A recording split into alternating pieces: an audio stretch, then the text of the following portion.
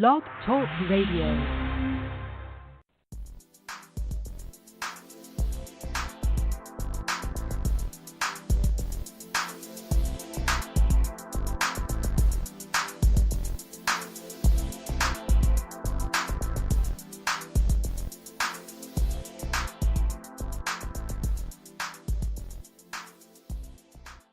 Yo, you are now listening to the sound of the shofar blowing.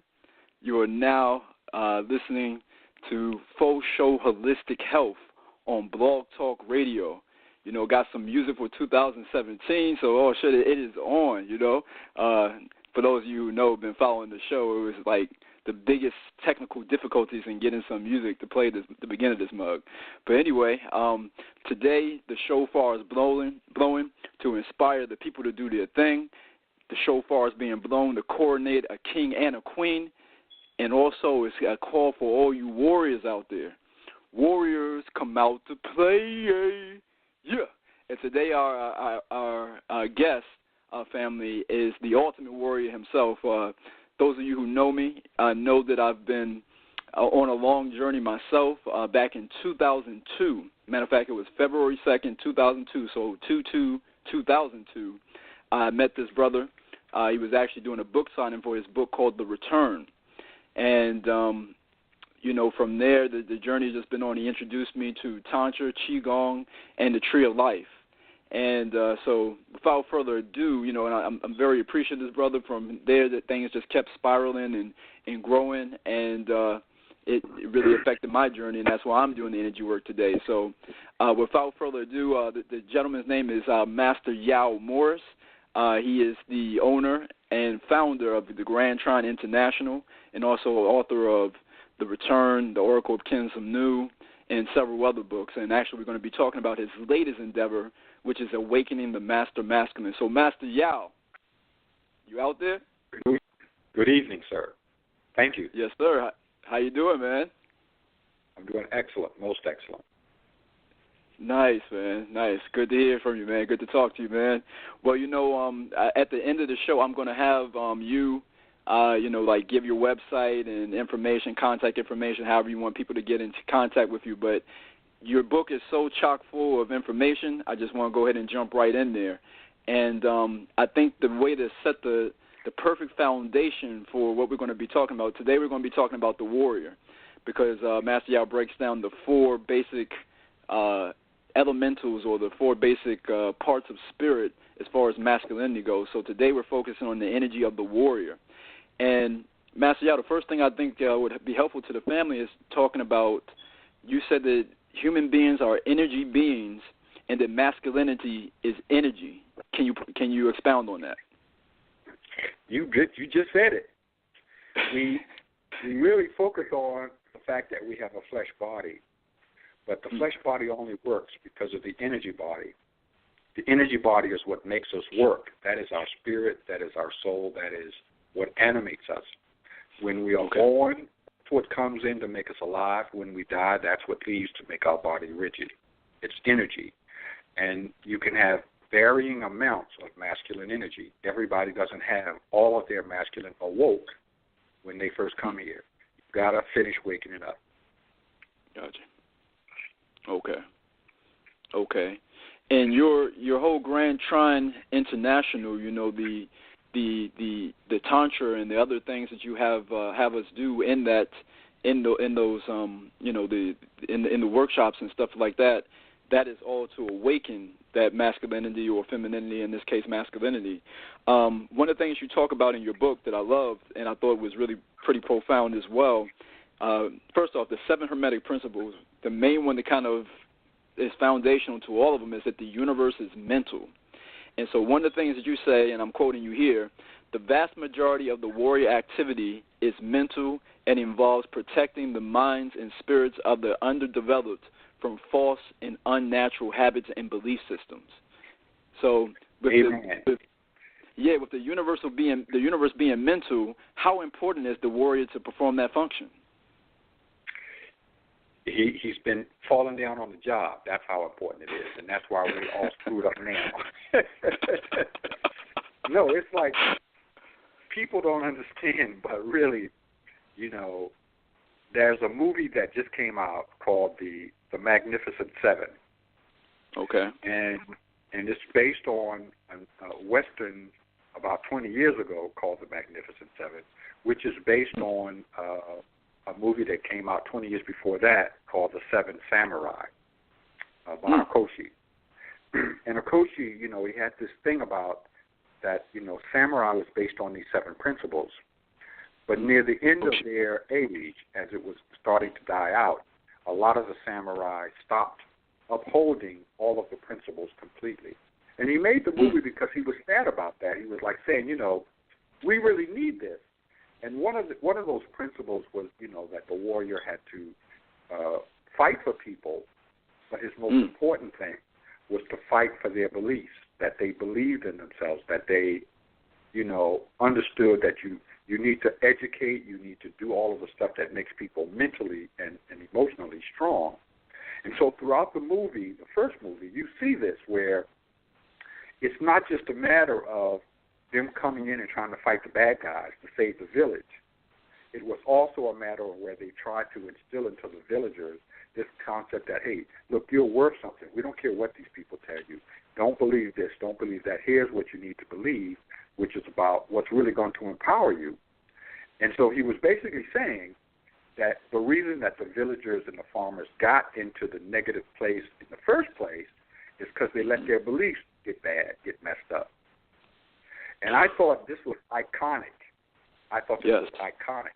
And one of the reasons why the movie was so popular, in the last version with Denzel Washington, you see this same, they held true to that principle that, you know, they had the 7 warriors and they all seemed to be misfits.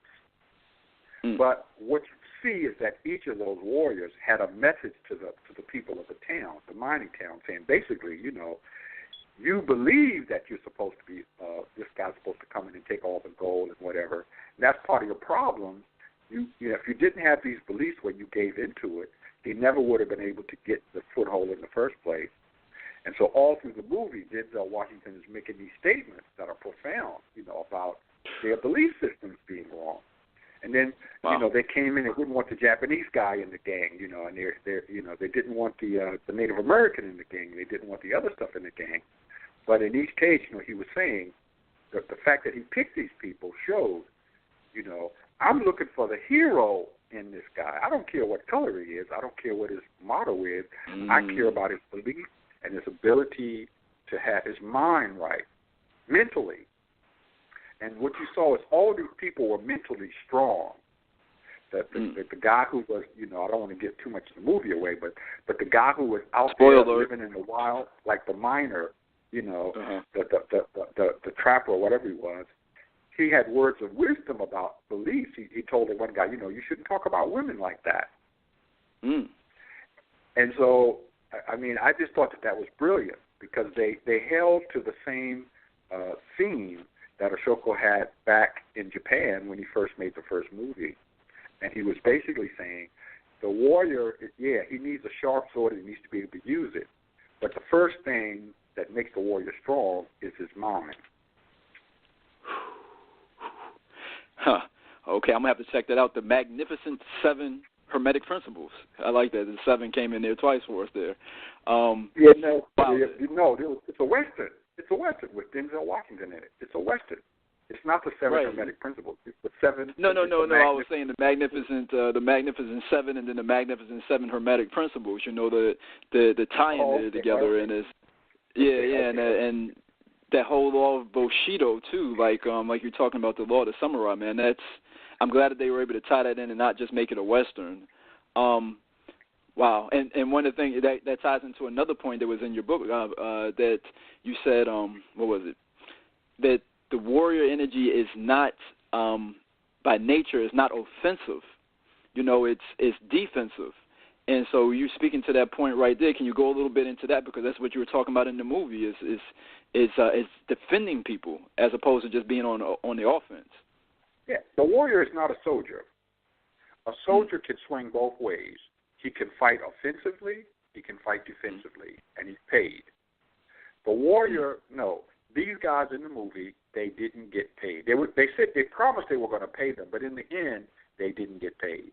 And in none of the movies, none of them did they really get paid anything. You know, when they came and approached them at first, they said, no, we don't want to get involved in that. And then they said, look, here's what's happening to us. We got nowhere to turn to get justice. You're our last hope. And the guy said, okay, if it's like that, then we're coming. And once they got involved, they said, you know, well, they're going to leave because this is not enough money to cover what they're going to go through. And the warriors were like, well, no, we're not going to leave. We're in this, and it's about justice now, and you're defending your farm. That's, you know, we're not leaving till this is done. And yet, it's like, here's the problem. When we sent people to Vietnam, to Afghanistan, Iraq, when they came back, they had post-traumatic stress syndrome. Why? Because they never should have went over there in the first place. Because they were not defending anything. Right. They weren't defending their home. When they had World War II, they did not have the same level of post-traumatic stress when they came back. Yes, they had problems. I mean, because if you got your knee blown off and you're an amputee, that's a real problem. That's not a figment of your imagination, and that's not, you know, whatever. But what I'm trying to say is, you had a whole different vibe coming back from Vietnam. You had a lot of people suffering, and they were suffering because they were not. They didn't go to war defending anybody. They went to war offensively attacking somebody. And when men are doing that, it's not right. Their DNA rebels against it. That's not what they're cut out for. They're not made for that. Human species is not made to kill human species unless it's in defense. And so, you know, human species is made to kill other species if you're going to eat them, but it's not made to kill stuff just to be killing stuff. And that screws up your mind, your whole subconscious. And you may be okay at the time you're pulling the trigger, but a year from then, after all of those nightmares, you're not going to be okay at all. So the warrior is like, he's a man, he's basically saying, you know, I'm going through life. I'm a farmer. I'm doing what I got to do to survive. And then you start doing some really screwed up stuff, and people need to be defended. And then these guys that look regular old, you know, regular Joe Blow guys start standing up and be like, no, I'm not letting that slide. And you about to have some problems here. And they turn into something totally different. And they bring the heat because they're not letting that go. Right. And I've seen it with regular guys that's like, you know, they're just regular guys going about their business, and they tried to build a dock and take these people's lands in the county I grew up on. And a bunch of those regular, quiet, never say anything men all of a sudden showed up, be like, we about to jack something. No, this is not going to happen. And, you know, we're going to be lawyers, we're going to fight it, we're going to raise money, and if necessary, we're going to burn that sucker down. That's not going to happen in our county. And it didn't happen. And so, you know, the warrior energy is not about going out and conquering. No. The warrior energy is about other people. It's about justice. It's about, you know, it's about, look, the 3-year-old baby can't defend itself. You mess with that 3-year-old baby, I will cut your throat. Hell yeah. But, wow. I mean, I'm the same way. People that push me around and said things to me, and I just walk away. They say something around my woman, I will beat that butt. Hell yeah. You know, Master, you know what you're saying there makes me think of I saw this YouTube video. I'll post it on YouTube underneath. On Facebook underneath the link for the show. It was this hyena one time, and and they are matriarchy, so they're led by the head female, and so this she was messing with the male lion. He just was, she was fussing at him, nipping at his heels. He just let her do it, no problem. He just kept on walking, kept it peaceful. She messed with a lioness, and it cost her her life. Because the lion wasn't having that. You mess with me is okay, but then when he messed with that lioness, something just clicked in him, and he went and broke her back.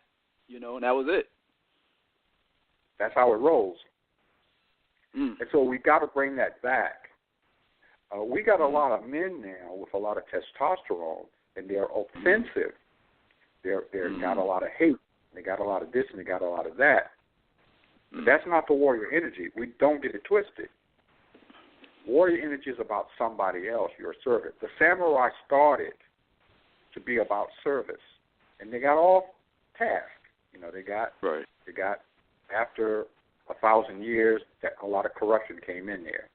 But they had a very proud beginning, and most of their career, most of their, their run was good, where they were trying to, keep the peace, protect people, this, that, and the other. And, we need that kind of thing back. The Mau Mau started in Kenya was about, these people were running around killing innocent civilians, and they were like, no, we're not going to have that. And they said, hey, if we can't beat them in the daytime because they outnumber us, we're going to catch them at night, and, we're going to do some bad things to them. And they did. And it's like, when you looked at who they were before they became one of the most people were terrified of them, they were these regular guys. They were just regular guys walking around, collecting food, doing regular stuff, and then they tapped into that warrior piece, and these guys became like some of the worst guerrilla fighters the world has ever known. And, even now, people imitate their tactics and the way that their spirit, the way that they fought. And it's like you stop and you want to think when you read the history, in Kenya, you're like, these guys must have been some serious martial arts trained and this, that, and that. No. They were just regular guys who did peaceful nothing. There was nothing terrorizing about them. They tapped into that warrior energy, and it wasn't about people running over them. They had been pushing them around. But then they started messing with the women and children. The Mau Mau rose up and ran the British and the other tribes up out of there. Wow. What it occurs to me, because and this ties into another point I wanted to go into with you about in the book, how religion has shaped the energy of the warrior. And one of the things that, through you introducing me to the tree of life and everything like that is that the divine faculty of justice itself, it is a divine faculty. It's a faculty of godship. And for us to be disconnected from that, we can't really express ourselves as gods. Can you talk a little bit on that, about it being a divine attribute? In the movie Kung Fu back in the 70s, one of my favorite TV shows, when Wai Ching Kang first came to the Shaolin Temple, he was an orphan and he was a half-breed. And the first guy said to him, the first priest said, well, you're waiting here is in vain because they don't take anybody except full-blooded Chinese. And he got in there and the guy said, we never took anybody in here except full-blooded Chinese. And he was just a little boy at the time, orphan, didn't have nowhere to go. And he looked down in sadness at the guy and said, but there's always a first time. and he was allowed in, which they do say that there is some history to support this show. So anyway, in the TV show, which is fictitious but it's based on fact, he had to go through these trials where he had to be able to do all of these things. And after he became really, really evolved and he could break boards and jump through stuff and do all of these magnificent things, he asked the guy, he says, well, why aren't you a full priest yet? And the guy says, well, I don't know, but I think it's because you've got to get some spiritual stuff first. You've got to you've got to do some of this stuff that's dealing more with the meditation and knowing yourself and all that kind of stuff like that. And then Master Po said yes. He gave some kind of fancy speech that sounds really good, basically saying, yeah, doing all of that other stuff that you can do is nothing.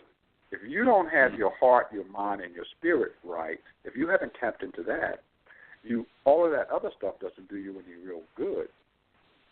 And so time after time we see that he was in a situation where it would have been easy for him to walk away, and they couldn't touch him. But he stayed and took the heat anyway for other people's sake. And that's a spiritual peace. That's a peace where, it's not about the fact that you can fight. It's about the fact that in your heart, you understand that you're the hand of God on earth. And therefore, you've got to do your work. Because in other words, there's no God up in heaven that's going to come down and correct stuff. Man is the hand of God on earth. And so when you understand what God wants to be done in this situation, it's up to you to do it. And before you can do that, you have to first be prepared to do it, be able to do it. Don't go out here and send your son out to fight the bully and you ain't trained him. First thing you do is take his butt in the gym, teach him how to box, teach him how to, then the next thing you got to teach his spirit to be a punisher. I tell the boys that I grew up with, don't fight to just, get the bully to stop messing with you. Break something. Stick a pencil in his head or something so that leave a scar so he knows never to mess with nobody like you again. It's not just about bending yourself. It's about punishing him so he never does that to any other kid like you. Hurt him. And so you've got to give him your spirit. Man, that's deep. I remember in your book you saying that, too. That was something I outlined. Justice is balance is not just punishment. It is harsh correction. Because, and you have to put that spirit. Children don't have that spirit. Right. And that's what helps bring that warrior online, where you grab him by the collar and say, look, he's going to do this to the next 10 people. When he realizes he can't pick on you, he's just going to go pick on somebody else. It's not, don't be selfish. Make sure he don't pick on nobody else like you. And so that starts to bring that warrior spirit out in that 10-year-old boy, because now he's not just fighting the bully for himself. He's fighting for all people who are 2 inches shorter than the bully. But you've got to get that spirit in him first. And once you see that spirit in him, then you send him out on the playground to face the bully. And so he's got to have the ability, and then he's got to have the spirit. And that's what we're talking about with the Tree of Life. The ability and the spirit. So like you say in the book, it's disciplined aggression. It's willpower. When I was on the football team, there was a lot of people bigger than me. I was tall, but I was not that big in high school. I was taller than most kids, but I wasn't filled out. Why did they pick me for the first time that I played defenseman? Why did they pick me? Because I would try to run over your behind. And it's like, it's something that happens in you where you're like, it's the fight in the dog, not the dog in the fight. So with men, you have to bring that energy forward for that warrior attribute. And it's not about being mean. Right. It's about when the time comes to do what you got to do, you've got to have the ability to do it. It's the same thing with relationships. Why does a man succeed? Because he doesn't want to give up. He sees the good that can happen in the relationship, and so he fights for it. He's not going to let it go. Amen. Wow. All right. Well, that's something to ponder on right there. One of the things you said in the book that also that really struck me is that the female carries the genes and deep metaphysical instinct to create life. Males have a deep instinct to protect life, to just not just. And you said as the male, as he becomes more and more, in tune with himself, it's not just his own family or his own community, but it grows and grows to all life. Well, see, God was pretty smart. I'm going to give him some credit. So basically what he did was he said, okay, well, once we create this life, we're going to have to specialize. if we have the same being creating the life and protecting the life, we got a weakness there because they can't do it. You know, if they're going to do one good, they can't do the other so good. So it's like, okay, let's split it up. We're going to give a man half the job and the woman the other half of the job. So the male and female have the same job. They just got different sides of it. And they're made to do that side of it and that side only. The woman's not made to do the man's side. Man's not made to do the woman's side. Stay in your lane. Do your thing. Let her do her thing. Don't try to cross the lane. Don't cross the yellow line, fool. Stay in your lane. And so, the instinct is the woman, from the time she's 16 or 17, she wants to create life. You can try to make it a whole bunch of other stuff, but a lot of times what a young girl wants is she wants to feel sperm inside of her. That's what they want. Right. Why? It's not about the pleasure. It's not about the sex. It's about the fact she wants to create life. And when you really get to something that men really, really like, they like protecting life. They like being the big brother. Right. And, when my little brother got into trouble at school, one of the worst things that could happen was I would be closed because I would be on the scene and I would be like, come down on him hard. I didn't fight the same when it was just about me. I wasn't vicious when I was in fights about myself. I would try to defend myself, but I didn't think vicious thoughts. When they messed with my little brother, I was vicious. That was my thinking. And so, the instinct to protect life is stronger if it's somebody else's life. And so, God has this thing set up where, men are saying protect life. And so you don't have to teach a man to do that. You just have to wake up the energy. It's automatic. Wow. And so it's like we want to say, okay, the woman is superior to the man is superior. That's BS. You're both equal. You got the same job. It's like the same coin. The woman is one side of the coin. The man is the other side of the same coin. It's the same thing. You just got two separate tasks to get to the same goal. It's just like that. Gems, coins. You dropping coins with both sides on them. Right here for everybody. Man, well, you know what? As anytime it's deep and just stuff of high value, man, conversation, it goes very quickly. We're already under the 2-minute mark. So with that, Master Yao, what would you, give them your website, your contact information that you want them to have, and then last quick little thing you would like to leave the family with?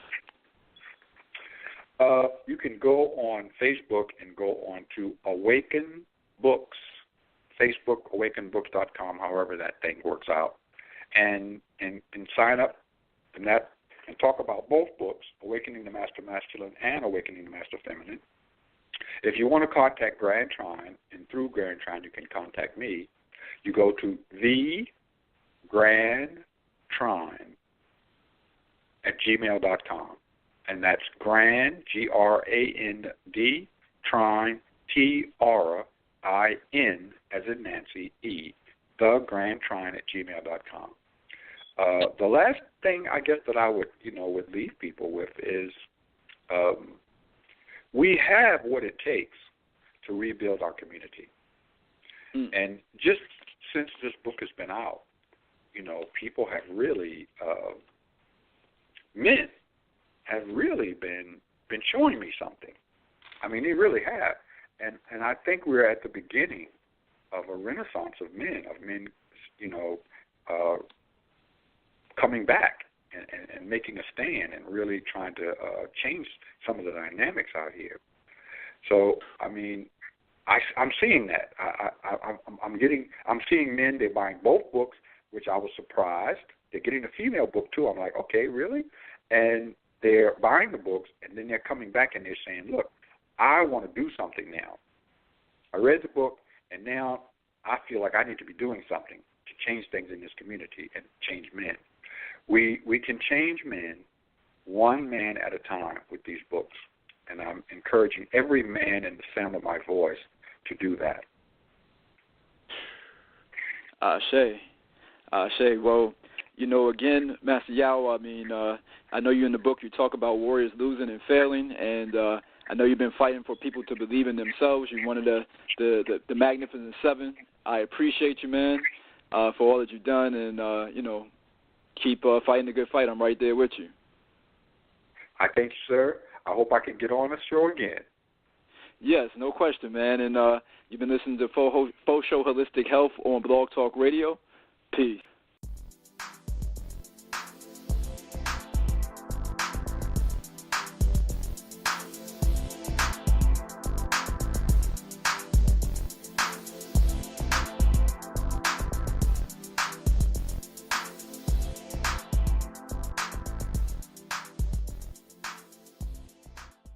Progressive presents Get Pumped. Inspiration to help you do insurance stuff.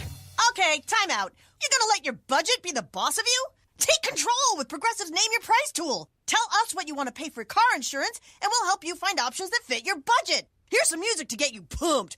Da-dong, da-dong, da-dong, da-dong, dang, dang. I hear your budget laughing at you. Oh, wait, that's just those kids laughing at me. Ignore them! Da-dong, da-dong, Progressive Casualty Insurance Company and affiliates. Price and coverage match limited by state law.